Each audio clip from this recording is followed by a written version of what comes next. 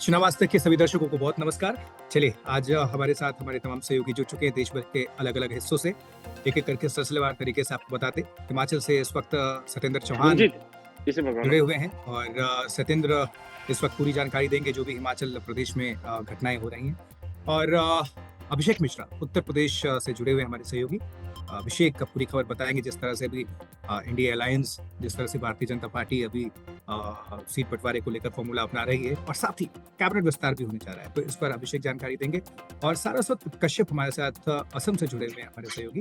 सारस्वत पूरी जानकारी देंगे जिस तरह से CAA की दिशा में आगे कदम बढ़ाया जा रहा है। मुस्लिम मैरिज एक्ट जिस तरह से उसको हेमंत बिश्वा शर्मा ने खत्म किया और उस प्रावधान को आगे ले जाके जाने की तैयारी है, कितना इसका इम्पैक्ट होगा असम पर और देश पर, ये हम समझेंगे। शुरुआत कर देते हैं इस वक्त, चूंकि राजनीतिक हलचल सबसे ज्यादा अभी हमें हिमाचल प्रदेश में देखने को मिली है। सत्येंद्र, दर्शकों को जानकारी दीजिए कि अभी तो हम देख पा रहे हैं कि सरकार बच गई, लेकिन आने वाले वक्त में संकट के बादल वो मंडरा रहे हैं, वो खत्म नहीं हुए। तो अभी हलचल क्या है? कांग्रेस के जो तमाम वो जो 6 विधायक थे जिनको बर्खास्त किया गया और विक्रमादित्य लगातार उनसे मुलाकात भी हुई और पार्टी जो हाईकमान है, जो पर्यवेक्षक वहां से नियुक्त किए गए थे, तो अभी मेल मुलाकात कहां तक पहुंची है, बात कहां तक बनी है या फिर पेज कहां है, ये सब कुछ एकदम बिल्कुल इत्मीनान से तफसील से दर्शकों को अपडेट करिए ना। ओवर टू यू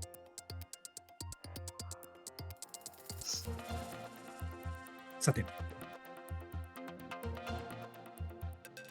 सत्येंद्र, आप हमें सुन पा रहे हैं? देखिए आशुतोष, जिस तरीके से हिमाचल में जी अभी मैं बिल्कुल सुन पा रहा हूँ। मैं आपको बताने की कोशिश कर रहा हूँ कि जो बंगाल से एक शब्द आया ना, खेला होबे, अब वो पॉलिटिकल इतना बड़ा शब्द बन गया अपने आप में कि पूरे हिमाचल में पहाड़ी लोग हैं वो भी ये बोल रहे हैं कि खेला हो गया। तो ये शब्द कहीं ना कहीं आज की राजनीति में बहुत बड़ा एक शब्द बन गया है। और हिमाचल की बात करें तो हिमाचल में जिस तरीके से गेम खेला जा रहा है, विक्रमादित्य से हमने बात की। विक्रमादित्य कैबिनेट मंत्री हैं, कैबिनेट से इस्तीफा दे दिया था, कैबिनेट में बने भी हुए हैं, कल कैबिनेट अटेंड भी की, लेकिन बावजूद उसके आज चंडीगढ़ पहुंचे हैं और चंडीगढ़ में पहुंच के बाकी जो 6 विधायक हैं जिनकी सदस्यता रद्द कर दी है, उनसे मिले हैं और उनसे मिलने के बाद दिल्ली के लिए रवाना हो गए हैं। और अब बस थोड़ी बहुत देर में उनकी फ्लाइट लैंड कर दी होगी और ये कहा जा रहा है कि आज ही वो अमित शाह से दिल्ली में मुलाकात कर सकते हैं। तो जिस तरीके से हिमाचल में गतिरोध कल शाम होते होते ऐसा लग रहा था कि थम गया है, क्योंकि 32 विधायक, 34 विधायक मुख्यमंत्री सुक्खू से मिले, DK शिव कुमार से मिले, भूपेंद्र हुड्डा से मिले, सबने सामूहिक प्रेस कॉन्फ्रेंस की, शक्ति प्रदर्शन किया, लेकिन बावजूद उसके विक्रमादित्य ने रात होते होते फिर से गेम घुमा दिया है।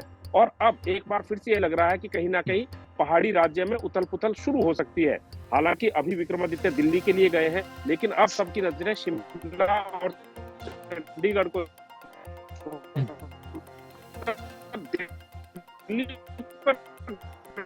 नहीं है कि विक्रमादित्य का अगला कदम होगा। अब जिस तरीके से विक्रमादित्य बढ़ रहे हैं, लग रहा है कि जो आगे का रास्ता है वो पत्थर नहीं है। और जो 6 विधायक हैं उनको ऑलरेडी स्पीकर ने जो है उनकी बर्खास्त कर दिया है विधानसभा की सदस्यता से। तो अब सवाल ये है कि कांग्रेस की सरकार को तोड़ते हैं या तोड़ने की कोशिश की जाती है तो विक्रमादित्य बहुमत कहां से लाएंगे? अगर बहुमत नहीं लाते हैं और भारतीय जनता पार्टी के संपर्क में है तो फिर अगले 4-3 साल तक लगातार संभावना ये बनी रहेगी कि खेला कभी भी हो सकता है। तो जो ये गतिरोध है खत्म नहीं हुआ है, ये बरकरार है आशुतोष।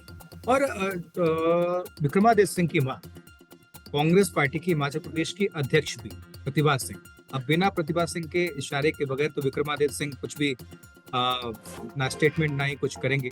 तो माँ और बेटे की जो भूमिका है पूर्व मुख्यमंत्री की, उनके पिता की, उनके पति की, तो किस तरह से आप देखते हैं? गुटबाजी या हावी है? आपको लगता है कांग्रेस के शीर्ष नेतृत्व ने जो अभी टेम्पररी तौर पर जो एक पेबंद लगा दिया है, स्थायी तौर पर इसको किस तरह से किया जा सकता है? और दूसरी बात, भारतीय जनता पार्टी की निगाह किस तरह से है सत्येंद्र इसको लेकर? देखिए, भारतीय जनता पार्टी की नजर टेढ़ी है। अब मतलब आप इसका कुछ भी समझिए, भारतीय जनता पार्टी की तो मतलब कांग्रेस वाले कि शायद, लेकिन आपको एक महत्वपूर्ण चीज मैं समझाता हूँ। देखिए, आज प्रतिभा सिंह अध्यक्ष है पार्टी की और सुखविंदर सिंह सुक्खू मुख्यमंत्री हैं, लेकिन पिछले थोड़े से पीछे जाइए, उल्टा होता था। वीरभद्र सिंह मुख्यमंत्री होते थे और सुखविंदर सिंह सुक्खू पार्टी के अध्यक्ष होते थे। तब सुखविंदर सिंह सुक्खू यही आरोप लगाते थे जो आज प्रतिभा सिंह लगा रही है कि हमारी बात नहीं सुनी जा रही, पार्टी को साइड लाइन कर रखा है और वो कर रखा है, ये कर रखा है। और अब हालात क्या हो गए हैं, सुखविंदर सिंह मुख्यमंत्री बन गए हैं और प्रतिभा सिंह अध्यक्षा है। लेकिन जो आरोप सुखविंदर सिंह सुक्खू लगाते थे, तो वही आरोप आप प्रतिभा सिंह लगा रही हैं। सवाल यहाँ पर ये खड़ा होता है कि जब कांग्रेस पार्टी की बात करते हैं तो एक शब्द है गुटबाजी, अंग्रेजी में इनफाइटिंग। तो कांग्रेस के लिए ये शब्द नया नहीं है, पहली बार इस्तेमाल नहीं हो रहा है। ये तो आप मध्य प्रदेश, छत्तीसगढ़, झारखंड, हरियाणा, पंजाब, किसी भी स्टेट में चले जाइए, राजस्थान चले जाइए, अशोक गहलोत, सचिन पायलट, डी.के. शिव कुमार, सिद्धरमैया, आप चाहे उत्तर से लेकर दक्षिण तक पूरे भारत में जो भी कांग्रेस शासित स्टेट है या जहां पर कांग्रेस रही है, वहां पर आप किसी भी स्टेट में जाएंगे, ये 2 धड़े 3 धड़े तो आपको हमेशा तैयार मिलेंगे। लेकिन जिस तरीके से हिमाचल में हुआ है, अच्छा यही घटनाक्रम किसी अन्य राज्य में हो जाता तो वो थोड़ा सा समझ में आता था, क्योंकि पहाड़ी लोग थोड़े इमोशनल होते हैं और पहाड़ों पर इस तरह के तोड़ फोड़ सरकार बनाना ये नहीं होता है। तो ये कहीं ना कहीं विक्रमादित्य के स्टेटमेंट में भी हमें सुनने को मिला था, इमोशन और भावुक भी नजर आए थे और उन्होंने कहा भी कि इमोशनल हो चुका हूं। बिल्कुल। सत्येंद्र, फौरन आपके पास आएंगे। अब जल्दी थोड़ा सभी राज्यों से अपडेट ले लेते हैं, फिर विस्तार से इस पर भी लेकर हम जाएंगे दर्शकों को। अभिषेक, उत्तर प्रदेश में बहुत हलचल है। एक तो कैबिनेट विस्तार होने जा रहा है योगी कैबिनेट का, उसको लेकर जानकारी दीजिएगा, किस तरह से फॉर्मूला अपनाया गया है, किसको जगह मिल रही है, और साथ ही भारतीय जनता पार्टी जो सीटों का ऐलान करने वाली है, जो सूची अभी जानकारी मिल रही है कि 100 व्यक्तियों का नाम जो है वो फाइनल हो गया, उनमें प्रधानमंत्री से लेकर शीर्ष नेतृत्व की बात कर रहे हैं, प्रधानमंत्री राजनाथ सिंह, अमित शाह से लेकर सभी का। तो किसका टिकट कट सकता है, क्योंकि हलचल भी है कि बहुत लोग जो हैं उनके टिकट काटे जा सकते हैं और बहुत नए चेहरों को मौका दिया जा सकता है, और कुछ बीजेपी चौंका भी सकती है, कुछ एक्टर्स और क्रिकेटर्स को भी उतार सकती है। उसको लेकर क्या हलचल है, दोनों खबरों? देखिए, बिल्कुल उत्तर प्रदेश तो चूंकि गढ़ है चुनावी सरगर्मियों का और यहाँ से ही शुरुआत होगी लोकसभा चुनाव की। बड़े तौर पर देखें तो बिल्कुल तैयारी है, और सबसे बड़ी तैयारी तो इस समय नजर आ रही है मंत्रिमंडल विस्तार की। पहले उसकी चर्चा कर लेते हैं। लंबे समय से अटका हुआ था, दिवाली से ये चर्चा चल रही थी, होली आने वाली है और होली के पहले अब नौबत आ रही है कि मंत्रिमंडल का विस्तार होगा। कितने लोग बनेंगे, पहला सवाल। तो 4 से 5, ज्यादा से ज्यादा 6 मंत्री बनने की स्थिति, छोटा ही विस्तार होने वाला है। अपनी बात यहीं से पूरी करिएगा। जरा सुराग्नि को भी इंट्रोड्यूस कर देते हैं। पश्चिम बंगाल से हमारे सहयोगी सुराग्नि रॉय भी जुड़ चुके हैं। सुराग्नि, आपका वीडियो बिल्कुल अब नजर आ रहे हैं। उत्तर प्रदेश की जानकारी पूरी अभिषेक से ले लेते हैं, फिर सुराग्नि आपका फौरन रुख करेंगे पश्चिम बंगाल पर। लेकिन फ्रेम दिखाते रहे, क्योंकि हमारे सभी जो दर्शक हैं देख रहे हैं, देश के जो हमारे वरिष्ठ रिपोर्टर्स हैं अलग अलग हिस्सों से आज तक के, वो सभी जुड़े हुए हैं, असम से लेकर उत्तर प्रदेश, हिमाचल प्रदेश, पश्चिम बंगाल। ठीक है अभिषेक, अपनी बात करेंगे। जी बिल्कुल। तो उत्तर प्रदेश में जैसे मैंने कहा कि मंत्रिमंडल का विस्तार इस वक्त सबसे पहले नजर आ रहा है, जिसकी आशंका है कि अगले 2 से 3 दिनों में ये हो जाएगा, और इसमें 5 से 6 लगभग मंत्री बनाए जाने की स्थिति फिलहाल नजर आ रही है। कौन कौन होगा इसमें? ओपी राजभर लंबे समय से हम जानते ही हैं, जब से उन्होंने एनडीए का दामन थामा इस बात का दावा कर रहे थे। तारीख उन्हें नहीं मिल पा रही थी, लेकिन अब लगता है वो तारीख आ रही है, तो ओपी राजभर होंगे। इसके अलावा दारा सिंह चौहान घोसी से चुनाव हारते हैं, बीजेपी के सिंबल पर लड़ते हैं, लेकिन एमएलसी बनाए गए हैं। एमएलसी जो सीट डॉक्टर दिनेश शर्मा ने खाली की थी, उस पर उनको पद मिला, और उसके बाद अब उनकी भी तैयारी एलिजिबल है और वो भी मंत्री बनने की पूरी मुझे जरा ये बताइए, मेरे साथ साथ ये सबका सवाल है, इसलिए सबका सवाल मैं ले लेता हूँ कि दारा सिंह चौहान वो अपनी सीट से हार जाते हैं, अब भारतीय जनता पार्टी उनको वाइल्ड कार्ड एंट्री क्यों देना चाहती है? उससे क्या फायदा होने जा रहा है? वोट का क्या इम्पैक्ट पड़ेगा? और क्या कमिटमेंट भी एक मजबूरी है या फिर कुछ और जरूरी है? देखिए, दारा सिंह चौहान की जो वापसी हुई है बीजेपी में, उसका मतलब कहने का मतलब ये है कि जो कैंडिडेट खुद अपनी सीट को गंवा देता है, जीत नहीं पाता है, तो इतना भरोसा उस पर क्यों? देखिए, घोसी की जो सीट है वो भले दारा सिंह चौहान हारे थे, उसके पीछे का अलग कारण था। कारण ये था कि वो बार बार दल बदल रहे थे, उसका एक आक्रोश वहां की लोकल जनता में था, उसका सीधा फायदा समाजवादी पार्टी के उम्मीदवार को मिला। लेकिन बड़े तौर पर देखें तो चौहान वोट और ये जो लोध वोट है वो काफी संख्या में उस क्षेत्र में मौजूद है। भारतीय जनता पार्टी का भी अपना कोर वोट है, और घोसी में ये वही इलाका है जहाँ से राजभर भी आते हैं, यानी कि वहां पर राजभर बिरादरी भी ठीक ठाक मात्रा में है। तो अगर ये कॉम्बिनेशन बनेगा तो सिर्फ घोसी नहीं बल्कि उसके आसपास के क्षेत्रों में बीजेपी को बड़ा फायदा होगा, और जो कोर वोट चौहान का है वो उसको पूरी तरीके से इंटैक्ट होकर मिलेगा। इसी उम्मीद में और कमिटमेंट भी है, क्योंकि ये बात बहुत लंबे समय से चली आ रही थी और बीजेपी को उम्मीद शायद इस बात की नहीं थी कि दारा सिंह चौहान अपना उपचुनाव हार जाएंगे, लेकिन चूंकि वो स्थिति भी आई और उसके बाद जब लंबे समय तक लगा कि अभी तक कोई एंट्री नहीं हुई है, लेकिन जब भारतीय जनता पार्टी ने डॉक्टर दिनेश शर्मा की खाली की गई एमएलसी की सीट पर उन्हें नामित किया, तब साफ हो गया था कि जो कमिटमेंट है वो पूरा हो रहा है और मंत्रिमंडल विस्तार होगा तो दारा सिंह चौहान मंत्री बनाए जाएंगे। तो एक वो भी उनका नाम, जैसा मैंने कहा, कि चर्चा में है और वो भी पूरी तैयारी में है। इसके अलावा ठीक। आकाश सक्सेना, आपको याद होगा, रामपुर में हराया, बिल्कुल आजम तो कहीं ना कहीं आजम उनकी खान भी को दावेदारी तेज है। और आरएलडी, चूंकि अब जिस अलायंस और जिस फॉर्मूला, जिस स्ट्रैटेजी के साथ इस एनडीए के गठबंधन में आई है, उसको भी कमिटमेंट किया गया है। 2 मंत्रियों की चर्चा चल रही है, 2 मंत्री आरएलडी के कोटे से बनाए जाएंगे। इसके अलावा लोकसभा में भी 2 सीटों पर बिजनौर और भाजपा की 2 सीटों की चर्चा इस वक्त चल रही है। तो उसको लेकर एक या के दो जो है, एक या दो आरएलडी से 2, फिलहाल 2 की चर्चा है। 2 आरएलडी से, दारा सिंह चौहान और ओपी राजभर, और इसके अलावा 2 चेहरे बीजेपी के हुए, जिसमें एक आकाश सक्सेना का नाम है और एक और या तो संगठन या कोई और व्यक्ति इसमें हो सकता है। ये भी चर्चा है कि कुछ मंत्रियों को माइनस भी किया जाएगा, एक बैलेंसिंग की जाएगी, क्योंकि जो अभी संख्या है वो लगभग 57 या 58 है, तो अभी उसको भी बैलेंस किया जाएगा। जो मंत्रियों का परफॉर्मेंस टू द मार्क नहीं रहा पिछले 2 सालों में लगभग, उनको जो है यहाँ पर उनकी रुखसती हो सकती है। तो ये तो रही। दूसरी तरफ मंत्रिमंडल के इतर लोकसभा चुनाव की तैयारी है। आप जानते हैं कल सीसी की बैठक हुई है, बड़ी बड़ी सीटों पर जो है फाइनल किया गया है। उत्तर प्रदेश में तो वीआईपी सीटों की भरमार है। प्रधानमंत्री मोदी बनारस से लड़ेंगे, ये लगभग तय माना जा रहा है। राजनाथ सिंह लखनऊ से लड़ने वाले हैं, ये भी तय माना जा रहा है। स्मृति ईरानी भी अमेठी से लड़ेंगी, इस बात की भी अभी तक जो जानकारी मिल रही है वो यही तय माना जा रहा है कि वो अमेठी से ही चुनावी मैदान में होंगी। इसके अलावा और भी बड़ी सीटों पर जो है गृह मंत्री जो है उनकी भी सीट को लेकर के दावा किया जा रहा है।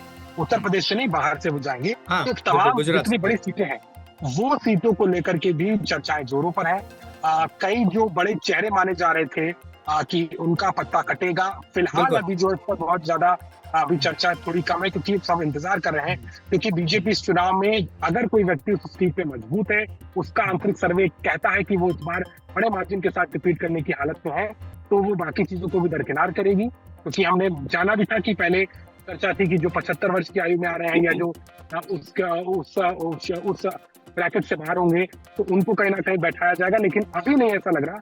बीजेपी चुनाव में अगर 1 या 2 साल से कॉम्प्रोमाइज करना पड़े तो वो भी करेगी।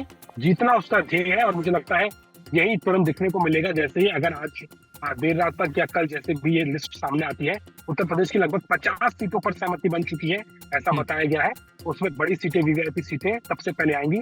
और एक बात और, हारी हुई 16 सीटें, 2019 में 16 सीटें हारी थी बीजेपी, उसमें 2 सीटों पर उपचुनाव हुआ, उसमें वापसी बलरामपुर और आजमगढ़ में मिल गई। लेकिन अभी भी वो एक चिंता का विषय है बीजेपी के लिए, तो उन सीटों पर भी पहले नाम आने की उम्मीद इस लिस्ट में जताई जा रही है। तो ऐसा इस वक्त माहौल है और कहीं ना कहीं इसकी तैयारी इस वक्त उत्तर प्रदेश में नजर आ रही है। जी ठीक है अभिषेक, बिल्कुल जुड़े रहिए। पश्चिम बंगाल दर्शकों को लिए चलते हैं। सुराग्नि रॉय हमारे साथ, हमारे सहयोगी जुड़ चुके हैं। सुराग्नि, मुझे लगता है कि गाड़ी से कहीं जा भी रहे हैं रिपोर्टिंग के लिए।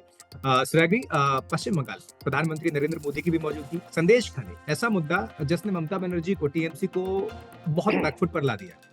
भारतीय जनता पार्टी का ग्राफ लगातार बढ़ता जा रहा है। मुस्लिम वोटर्स टीएमसी की पकड़ मजबूत होती चली गई, लेकिन हिंदुओं में और सभी कास्ट को अगर देख लिया जाए तो भारतीय जनता पार्टी ने अपनी पकड़ बहुत बनाई। और संदेश खाली ऐसा मुद्दा जो चुनाव से ठीक पूर्व बीजेपी को एक तरह से बहुत बड़ा मुद्दा दे दिया और जनता को जिस तरह से उत्पीड़न और जो भी घटनाएं सामने आई, रही सही कसर जो है शाहजहां शेख की इतने दिन के बाद गिरफ्तारी, तमाम सवाल उठाने का मौका मिला। तो अब जब पीएम वहां पर हैं, ये कितना इम्पैक्ट चुनाव के मद्देनजर, और ये जो घटना है, संदेश खाली का पूरा मामला है, ये कितना बड़ा डेंट है टीएमसी पर, ममता बनर्जी, इसका कितना फायदा, एडवांटेज मिलने जा रहा है बीजेपी को?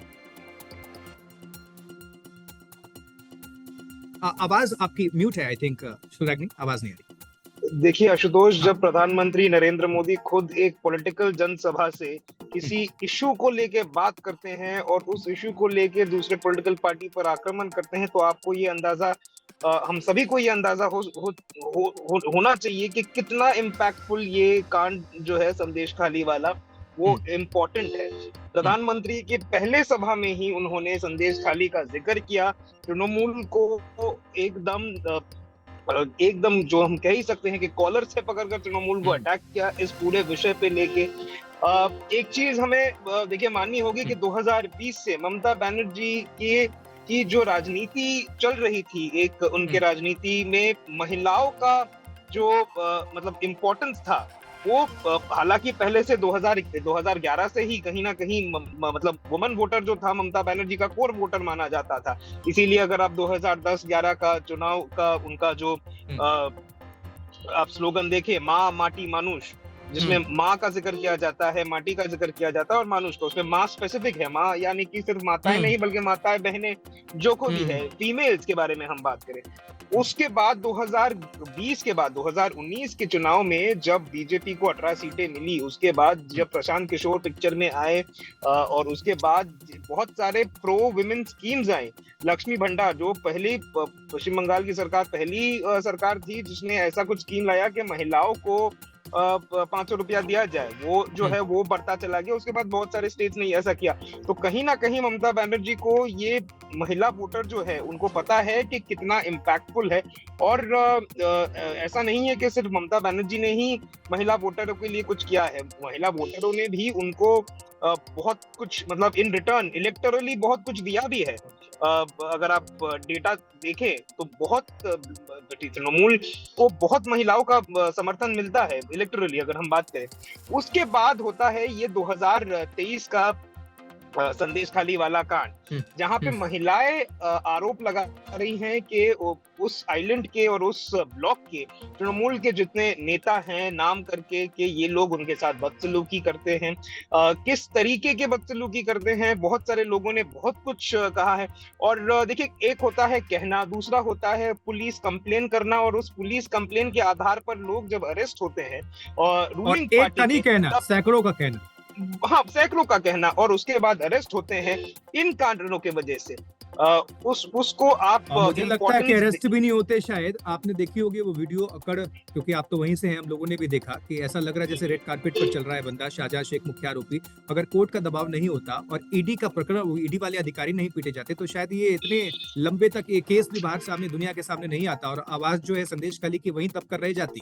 तो ये भी अपने में बड़ी बात है। लेकिन अब इसका मैं ये जानना चाहता हूँ, दुनिया ये जानना चाहती है सूर्याग्नि, कि चुनाव में क्या इम्पैक्ट होगा। क्या वो जो महिलाएं छिटक गई थी, जो दीदी के सपोर्टर्स थी, वो अब उनसे मोहभंग हो गया है, भारतीय जनता पार्टी खेमे में जाएंगी? क्योंकि बीजेपी ने बहुत आवाज बुलंद की, शुभेंदु अधिकारी वहां कोर्ट के जरिए जाते हैं, जोरदार स्वागत होता है। तो इसका किस तरह से आप देख पा रहे हैं आने वाले वक्त में?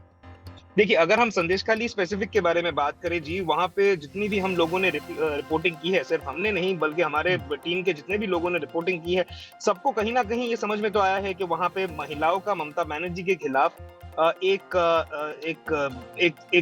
मतलब एक जन आक्रोश तो है।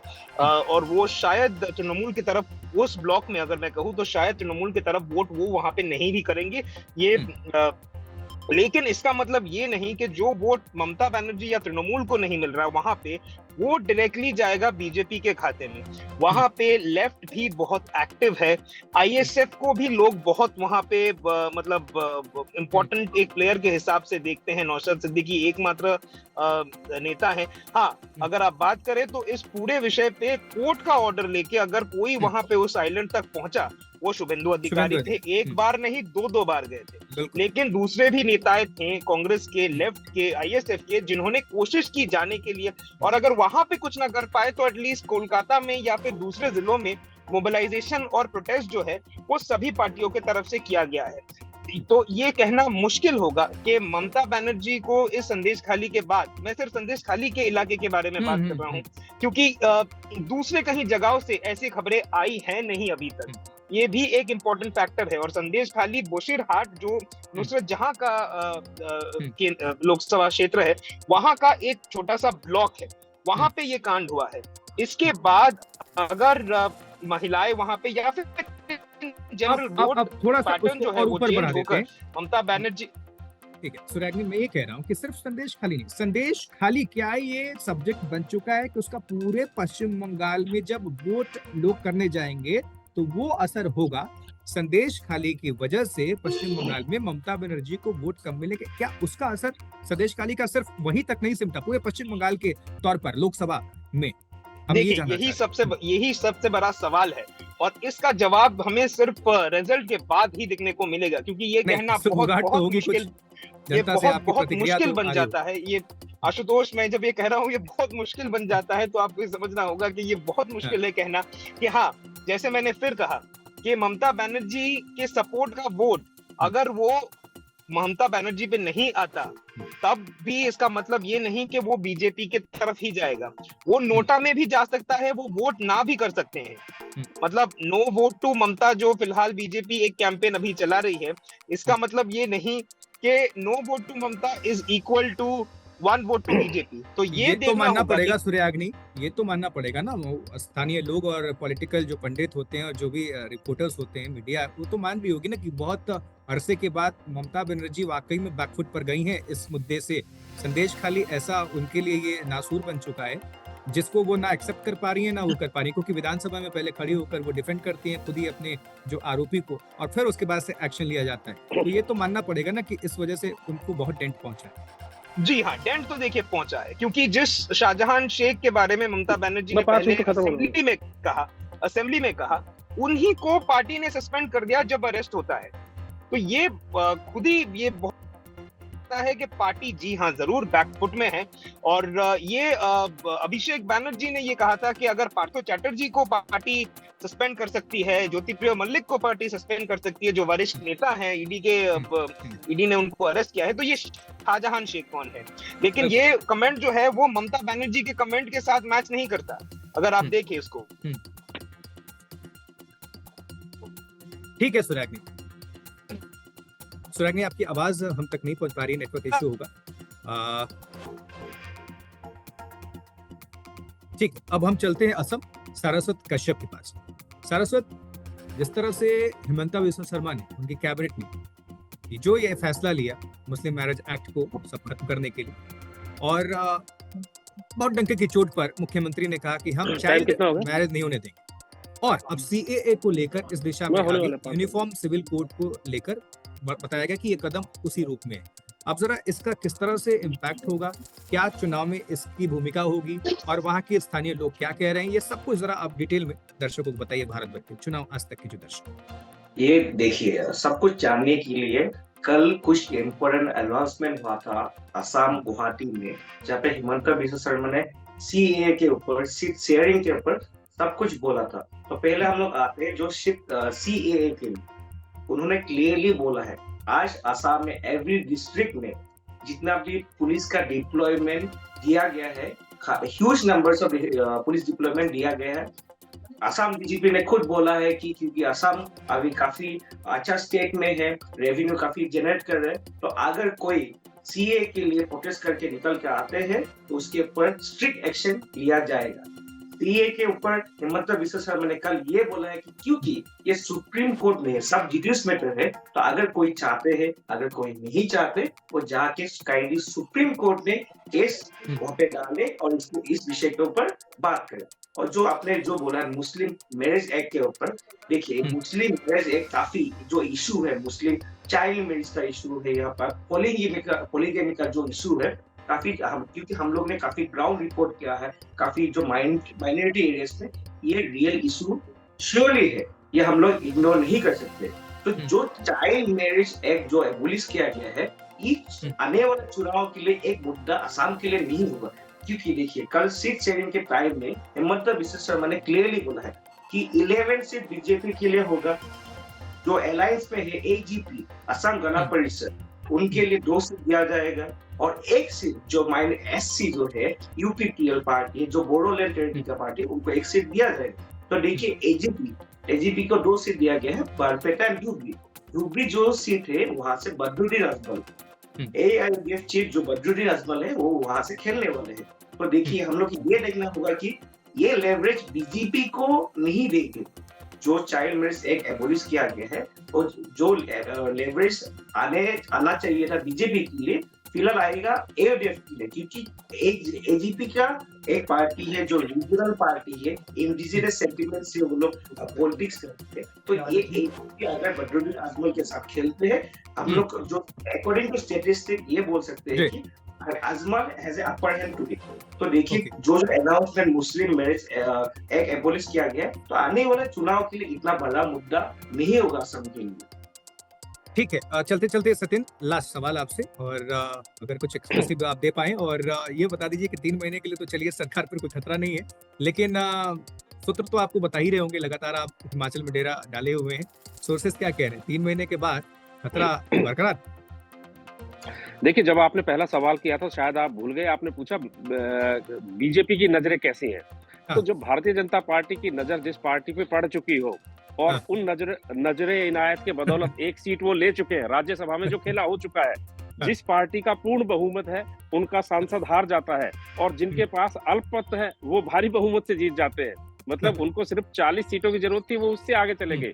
तो आने वाले समय में सरकार भली बनी रहे, 3 महीने के लिए खतरा भले ही टल गया है, लेकिन ये जो गतिरोध बना हुआ है और अंदर भय बना हुआ है, ये पूरे 5 साल तक बना रहेगा। और अभी ये भी कहा जा सकता है, चूंकि लोकसभा चुनाव होने हैं, तो लोकसभा चुनाव तक हो सकता है मुख्यमंत्री सुखविंदर सुक्खू को भी कहीं ना कहीं जीवन दान मिल गया है। लेकिन अच्छा। लोकसभा चुनावों के बाद एक बार फिर से हिमाचल की वादियों में राजनीतिक गर्माहट गूंजेगी। हाँ, मतलब सर्दी में राजनीतिक जो पारा है वो एक और छोटा सा ब्रेकिंग और इशारे के साथ, क्या इस लोकसभा चुनाव में किसी बॉलीवुड अदाकारा को हिमाचल से बीजेपी उतार सकती है क्या? देखिए, जहां तक अभी खबरें आ रही हैं, अब तो बीजेपी की खैर टिकटें अनाउंस होनी शुरू हो गई हैं। जहां तक खबरें आ रही हैं, पहले ये कहा जा रहा था कि चंडीगढ़ से कंगना रनौत को भारतीय जनता पार्टी उतार सकती है, लेकिन अब की बार थोड़ा सा जो खबरें आ रही हैं और वो बहुत ज्यादा अपुष्ट नहीं है, वो खबरें एक आधार के साथ आ रही हैं कि बहुत बड़ा फेरबदल हिमाचल की राजनीति में हो सकता है। अनुराग ठाकुर जो कि केंद्रीय कैबिनेट मंत्री हैं, वो चंडीगढ़ से भारतीय जनता पार्टी के उम्मीदवार हो सकते हैं। उनकी जगह किसी बड़े नेता को उतारा जा सकता है और मंडी सीट से कंगना रनौत लोकसभा की उम्मीदवार हो सकती हैं। हालांकि ये खबरें अभी बहुत बड़े आधार के साथ नहीं है, लेकिन कई बार क्या होता है कि जो आग सुलग रही होती है वही धुआं जाकर एक बड़ा जो है वजह बन जाता है। तो जिस तरह की खबरें निकल के आ रही हैं, ये खबरें आने वाले समय में आपको देखने को और सुनने को मिल सकती है। आशुतोष, बिल्कुल सत्यन, आपने तो ये बता दिया। उत्तर प्रदेश से अभिषेक, उदास लग रहे हैं आप, जल्दी चलते 20 सेकंड में कुछ अगर कहना चाहें तो कह दीजिए, कुछ आप भी ब्रेकिंग देना चाह रहे हैं चुनाव आज तक के दर्शकों को। देखिए, ब्रेकिंग तो यही है कि किस तरीके से पहले मंत्रिमंडल विस्तार होगा, उसमें एक दो चौंकाने वाले नाम भी हो सकते हैं, क्योंकि अक्सर बीजेपी जानी जाती है जो अंदाजा लगाया जाए उसके विपरीत ही वो काम करती है, तो वो भी होगा। और कुछ चौंकाने वाले नाम आपको लिस्ट में भी दिखाई देंगे, कल तक का इंतजार कर लीजिए। यूपी से कुछ ऐसे नाम भी होंगे जहाँ उम्मीद की जा रही थी कि इन्हें मिलेगा, लेकिन उनका पत्ता बीजेपी काटेगी और इसकी संख्या भी ठीक ठाक होगी। चलिए, उत्तर प्रदेश से अभिषेक मिश्रा हमारे संवाददाता जुड़े, बहुत बहुत शुक्रिया। चंडीगढ़ और देखिए हिमाचल, पंजाब, जहां से भी कह लीजिए, सत्येंद्र चौहान ये पूरे इलाके के जो बादशाह हैं, यहाँ से पूरी ब्रेकिंग न्यूज दर्शकों को आप सभी तक पहुंचाते हैं। सत्येंद्र, आपका बहुत बहुत धन्यवाद। अब आपको मैंने बहुत तारीफ की और अब मिलने पर कुछ खिलाना होगा आपको। सारस्वत कश्यप, आपको बहुत बहुत धन्यवाद। असम से आपने पूरी दर्शकों को जानकारी पहुंचाई और पश्चिम बंगाल से सूर्याग्नि रॉय हमारे सहयोगी हमारे साथ जुड़े हुए थे। आप सभी सहयोगियों का बहुत बहुत धन्यवाद और साथ ही आभार आप सभी दर्शकों का चुनाव आज तक के, जो कि आप कार्यक्रम का हिस्सा बने। मुझे आशुतोष चतुर्वेदी को दीजिए आप इजाजत। बहुत बहुत नमस्कार आप सभी।